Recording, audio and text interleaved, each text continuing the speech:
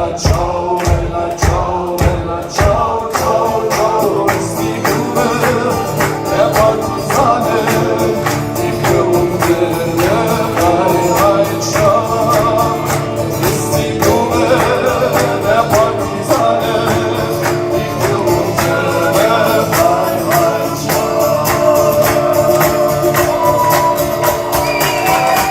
Es ist eine große Ehre, auch Teil der Jugendlichen zu sein. 20 Jahre Guerilla System steht in einer starken Solidarität, in einem starken Zeichen. Rise Up for Rojava. Lasst uns diesen Abend gemeinsam in schöner Atmosphäre verbringen, aber jeden weiteren Tag aufstehen, wo Krieg, Ungerechtigkeit vor unserer Haustür beginnt. Lasst uns hier vor unserer Haustür dagegen uns wehren und den Widerstand in Rojava nicht alleine lassen. In diesem Sinne, Bishu Rojava, auf weitere 20 Jahre Guerilla System. Danke. Vielen Dank an euch. Es war super und mit einer Stunde lang zu